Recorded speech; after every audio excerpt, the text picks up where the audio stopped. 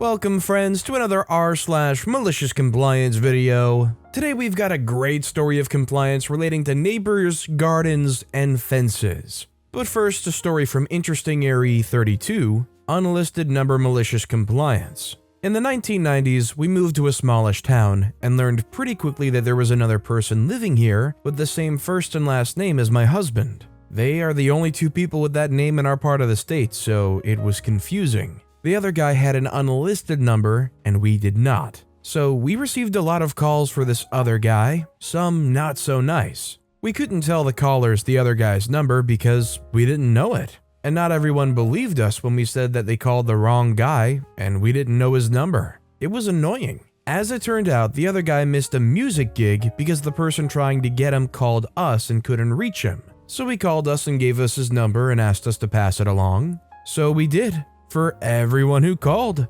Old friends, music gigs, telemarketers, bill collectors, there were a lot of those. Needless to say, the other guy called again and asked us not to pass out his number to folks he did not want to talk to.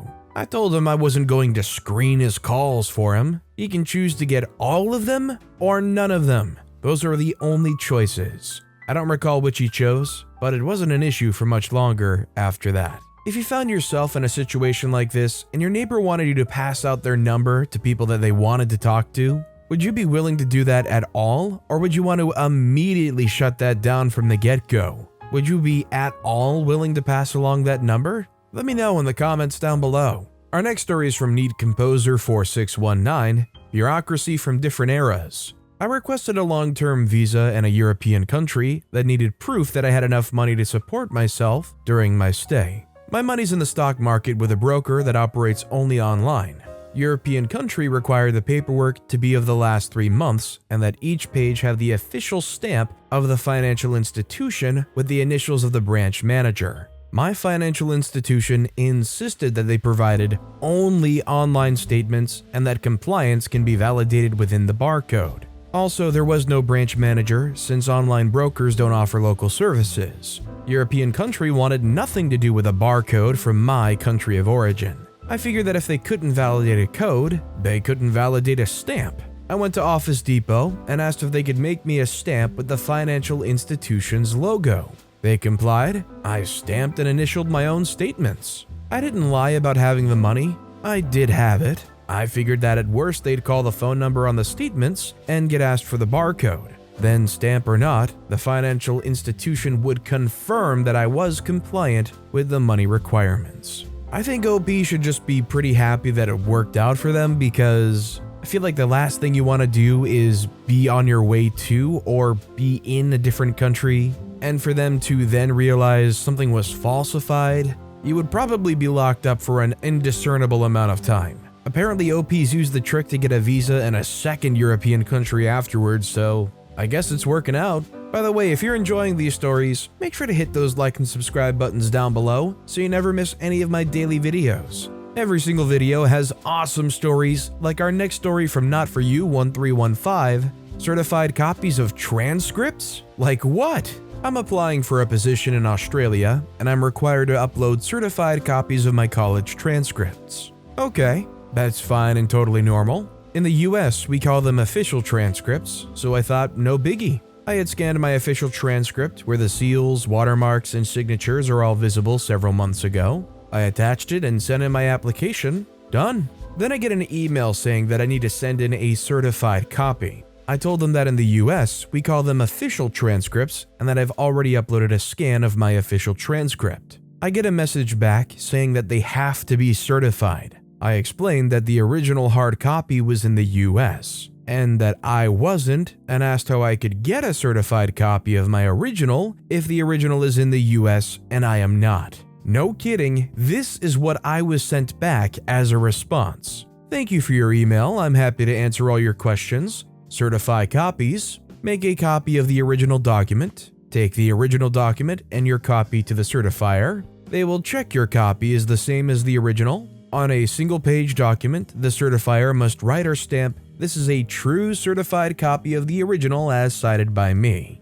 If you're able to get certified copies from your education provider directly to you, it would be easier for you to upload them directly to the portal. So, I requested another copy of my transcript from my university and requested that it be sent to them directly. But in the meantime, I printed out the scan of my official transcript, went to the police station, and had them certify it as an original document. I then scanned it and uploaded it back to the site. Anyone with common sense would definitely not accept what I did as official, but it worked. The institution accepted the scanned copy with the police officer's stamp, and my application went forward.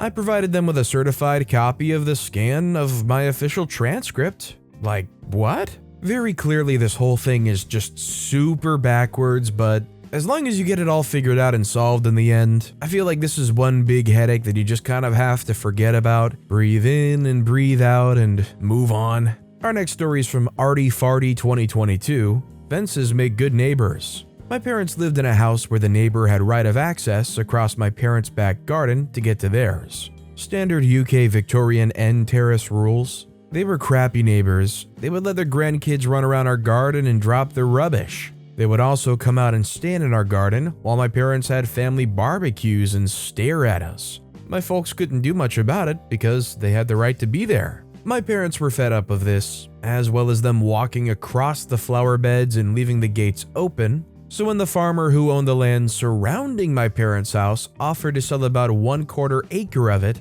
my parents jumped at the chance. Imagine the original path to the neighbor's back gate before the sale. They would walk up to the path beside my parents' house, across the yard where they could look into our kitchen, and walk to their gate, which was located on the boundary between our two houses, about halfway up the garden. My parents bought the land and erected 2 7-foot fences around the perimeter of the land. The fences were about 4 foot apart. The entrance was about 30 feet away from the original gate, and when you walked all the way around the new path, it led directly to the neighbor's back gate. Essentially, they had their own path and didn't need to enter our garden. The neighbors didn't like this because it meant they had to walk much further to get to their back gate. My parents reminded them that they've fulfilled their legal obligation to give them access across their land to the neighbor's back garden. It didn't say anywhere that it has to be the shortest route. The neighbors threatened legal action but didn't follow it up. The farmer sold the rest of the land to a developer. The neighbor contacted the developer to ask if they could create their own exit onto the developer's land at the far end of their garden so they didn't have to use our path. The developer agreed as that area was going to be a pathway. They gloated to my dad that they didn't need our path anymore and he'd wasted his money for nothing. So my dad put a lock on the gates to ensure privacy as they no longer needed it. When the foundations for the first buildings went up, the neighbor complained to the council and company that they were too close, by 2 meters, and had to be moved. The fuss cost the developer a lot of extra money, so they sent a letter to all the neighbors informing them a path will no longer be running along the back of our gardens, as it will now be used as garages to offset the cost of reworking the foundations. They built a garage block directly behind the neighbor's garden. The neighbors now had a gate at the bottom of the garden that led to an ugly concrete wall. The neighbors then had to come cap in hand to ask my dad politely to remove the locks so he could start using the path again. My father obliged. The neighbors only stayed a few more years as it seemed that the son-in-law actually owned the house, and when he divorced the daughter, he sold the house and kicked them out. The setup of those houses alone is already annoying enough.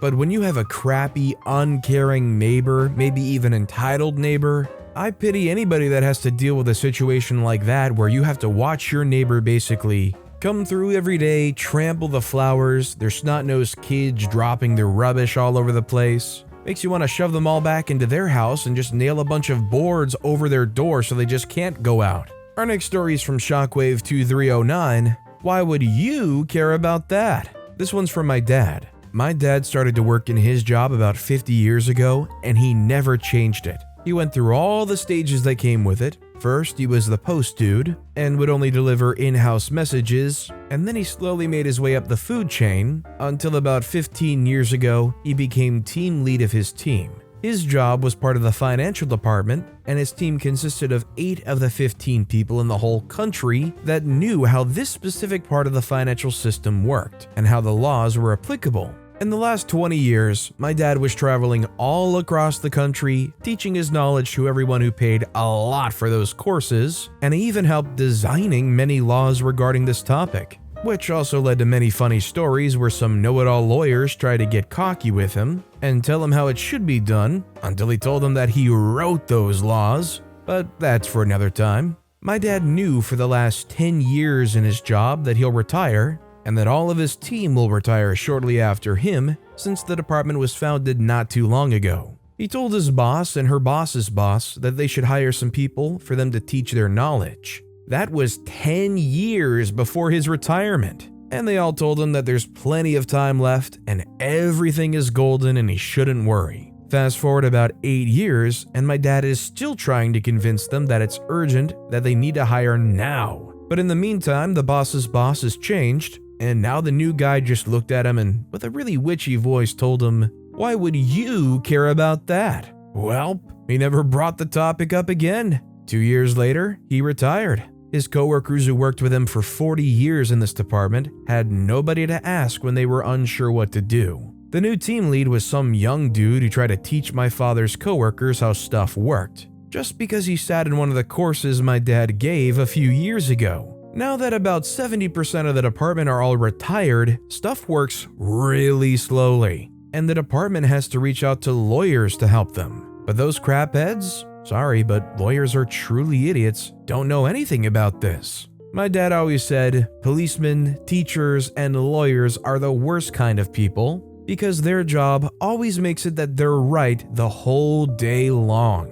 And he was constantly working with this type of people. The way these higher-up bosses were lethargic like that is really surprising to me. You've got an old senior member who clearly is doing valuable work that comes to you and says, "Hey, you need to be thinking about hiring new people who are capable of doing this job," and their reply is, "Why would you care about that?" Makes it very easy for you to just stop giving any kind of a crap at that point. You would think they would at least want to do that jerk businessman move where they bring in some kid who's going to be underpaid, teach them everything they need to know, and then keep paying them unbelievably low rates while they do all the work that was taught to them. No, they just let OP's father leave and take all that knowledge with them. And our final story of the day is from Ancient Educator 76. This is America. My amazing wife bought a pogo pass for the family. This allows our family of 5, sometimes 7, to go to many events on the cheap.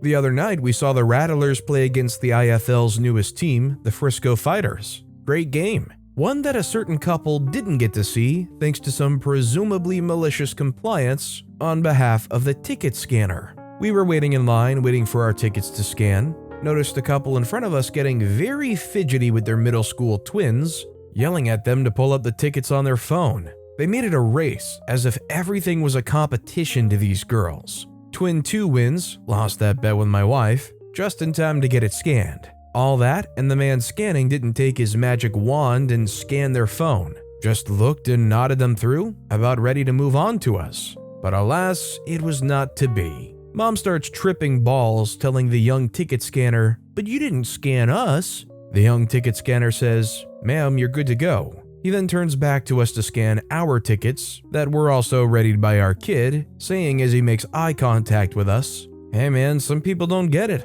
If I say you're good to go, you are. Got no problem with me? You're problem free." He said it so rhythmically that nothing I could write could do it justice. Just how melodically he almost sang this utterance, like a catchphrase. All of a sudden, the lady shouts while whispering, probably because security's right there, "This is America. For all of our safety, I demand you scan each of our tickets." Enter malicious compliance by the young ticket scanner as he tells us, with his eyes more than anything, "Watch this." He takes the scanner, asks the crazy "This is America" lady, "Are you sure?" She says, "Positive. You know the..." She was about to ramble on when the tickets suddenly made a weird noise. The noise of rejection. The young ticket scanner says in an overly emphatic, sad voice, "Ma'am, I'm so sorry. I hate to be the one to tell you this, but this ticket's for our next home game. See the date?" The crazy lady replies, "You've gotta be kidding me." And she turned to her disappointed-looking family and disappeared into a crowd of people I could care less about.